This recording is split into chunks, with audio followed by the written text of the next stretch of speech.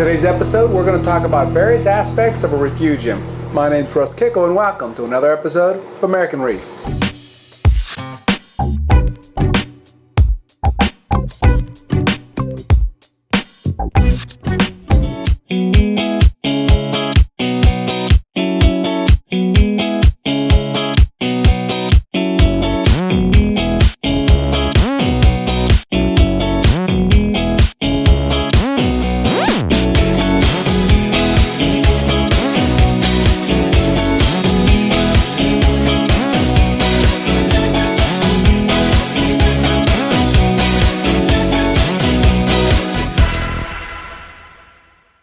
So one item before we get into talking about refugiums. Basically, many viewers over the past kind of year have asked for these American Reef shirts. And, you know, it's one of those things where I never really wanted to get into kind of basically handing out charts kind of thing. You know, I figured my role was more to educate, to help educate, promote good companies like our Bulk Reef Supply, Premium Aquatics, Ecosystems, tons, you know, those guys, right? Because they got good products and, right, basically make it easy for hobbyists to keep fish and corals. And to me, you know, peddling shirts, for example, was just nothing, you know, that kind of followed into those categories. But that said, I happened to be in an attic space kind of pulling out some Christmas decorations, and I came across a box of American Reef shirts. I realized one of my buddies a few years back had made a case up for me, and he was going to sell them this, that, and the other, and then, like I said, I kind of didn't want to go that route, and I just have them here kind of collecting dust. So as such, I figured, hey, it's the 2014 kind of holiday season, and as such, I figured, hey, you know, why not kind of, you know, give these as presents to my viewers, you know, again, rather than collecting dust. So that's what I'm going to do.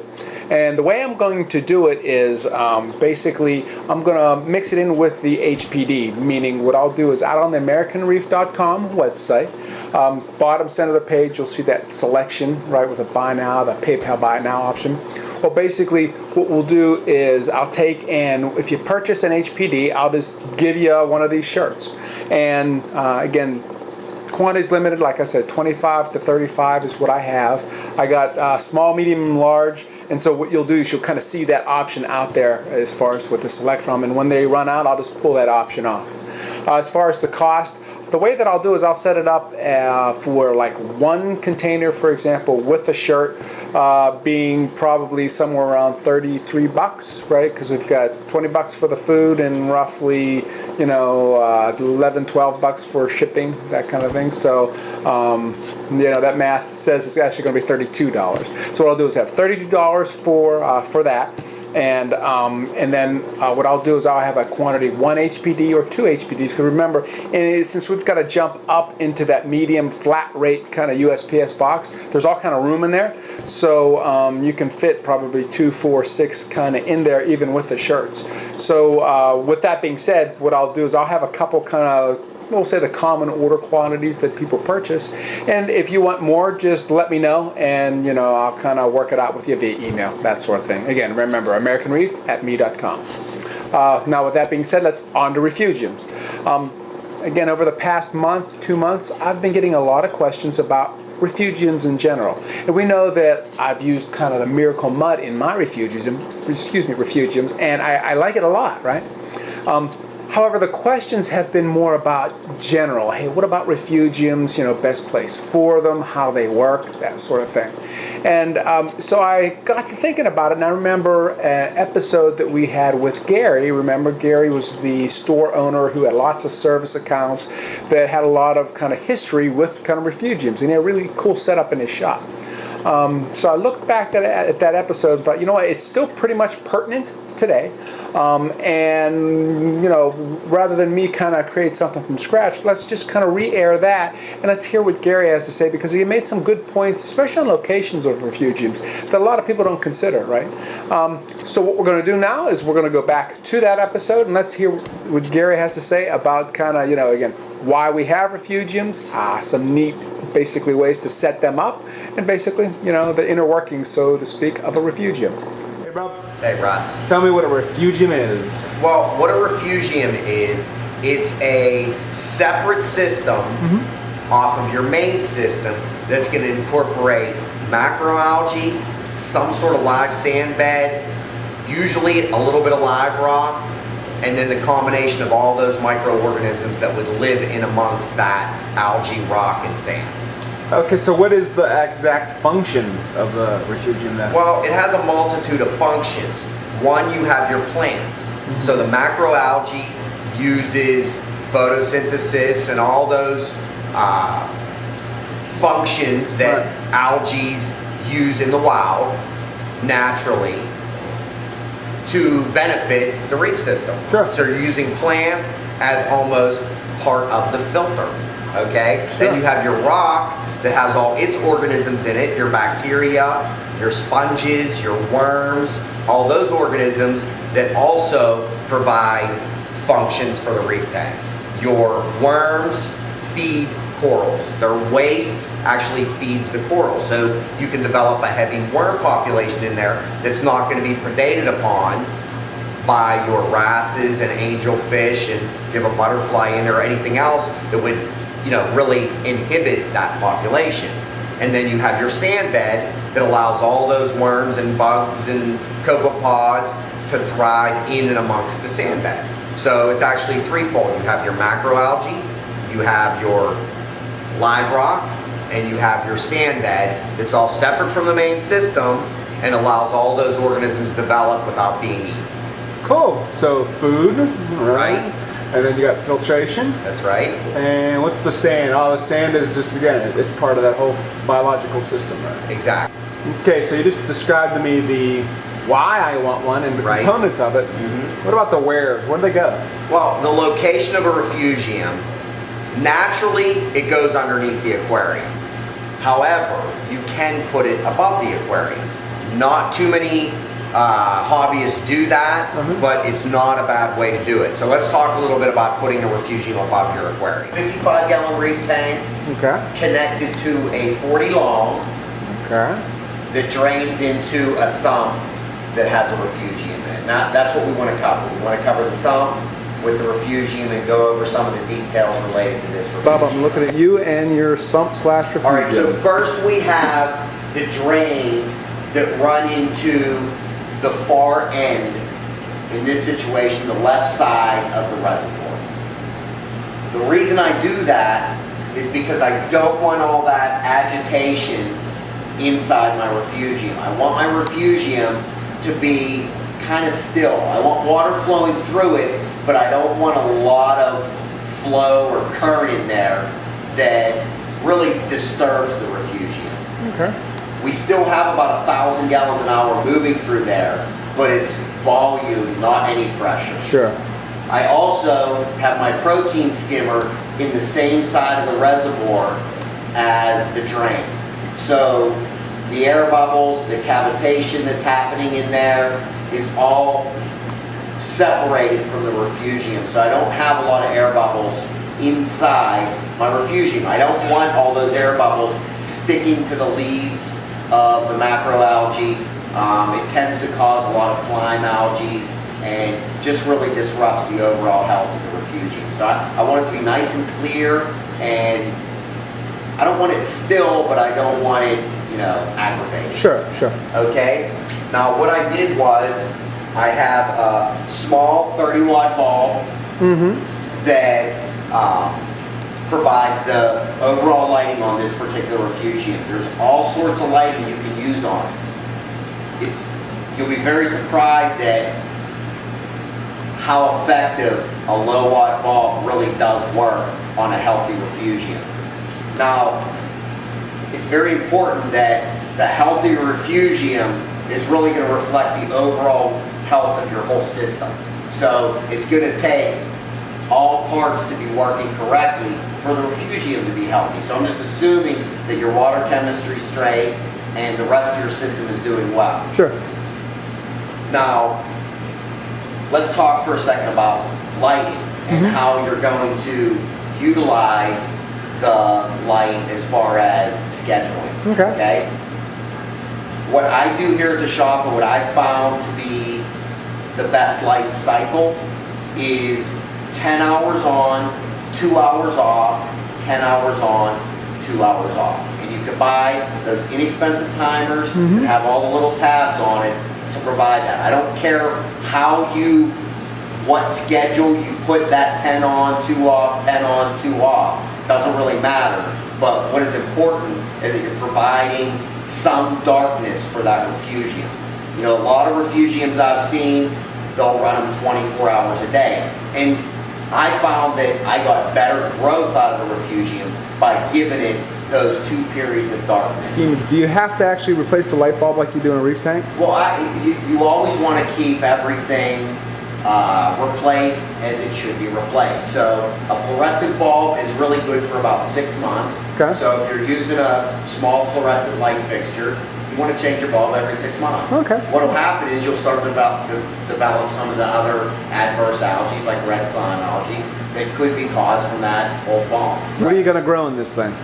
Well, what you want to grow is some sort of macroalgae. Okay. The most popular macroalgae are probably your Caulerpa and your Cato. Cato looks kind of like it's a bristly bird nest looking algae.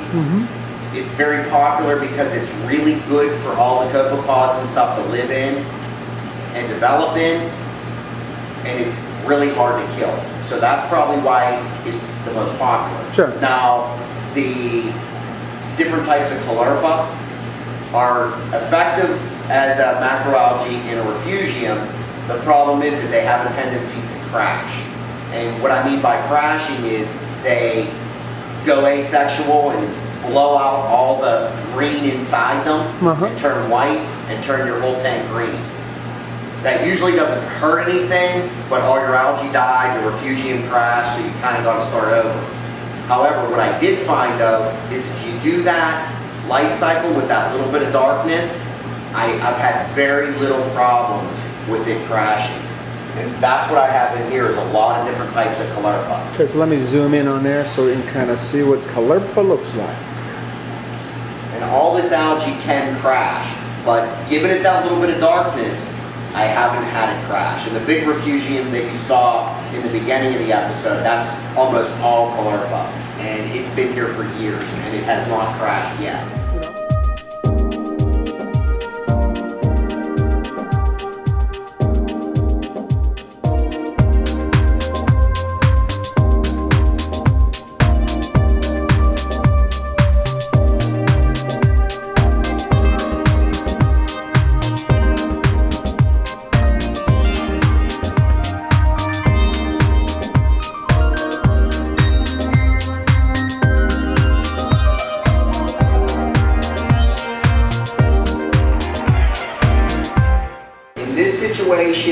We talked about we have the drains and the skimmer in the same section. Yep. Then that water flows into the refugium chamber. That chamber is separate from the rest of the sump. It's like a self-contained little reef tank on its own.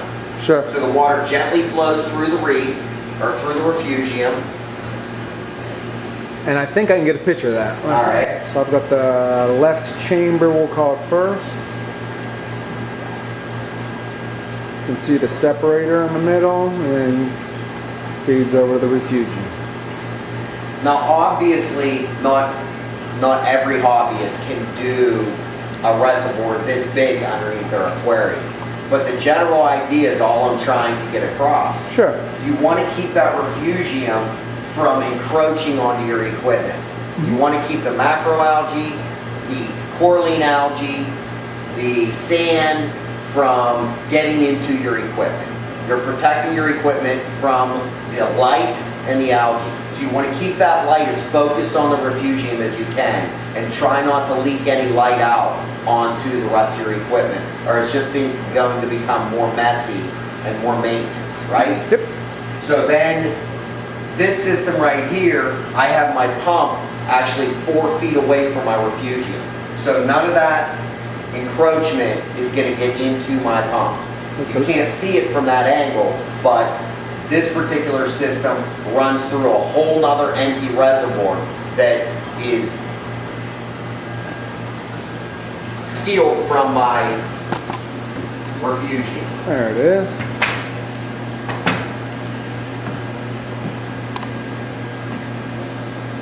So then from there, you have the pump at the end, which slings it straight up top. Right. Now, what I accomplished by doing it this way was I got to create a higher water volume in my refugium than only running 6 or 8 inches, which normal sumps run. I used a 90-degree, a couple 90-degree elbows and tilted them, you know, horizontally. That keeps my water level a little higher. Sure. So my skimmer still operates correctly with that high water, and it gives me more area for macroalgae to grow. And then as the water runs into the other side, the water drops down. So if I lose power or anything, I still have enough capacity to handle the back drain. Okay, and I see you also have, you know, your dripping kelp washer on the other side too, so it makes a nice high flow rate right for there. Here's an example of some copepods that you're trying to develop a population in your refugium. Those copepods are an excellent source of food for a lot of your smaller reef fish.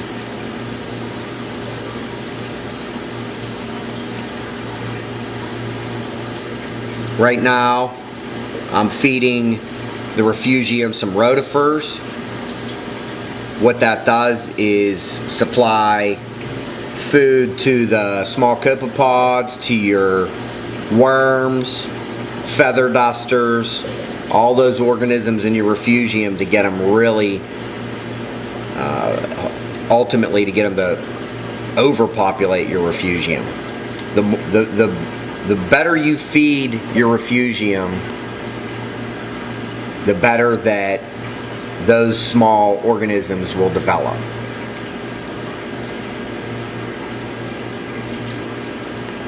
We talked a little bit about putting a refugium in the obvious place below your reef tank, inside your reservoir somewhere. Another option is to put one above it. It doesn't really work for most hobbyists, but it's an option, and there's a couple neat things that you can do if you do put a refugium above your reef tank.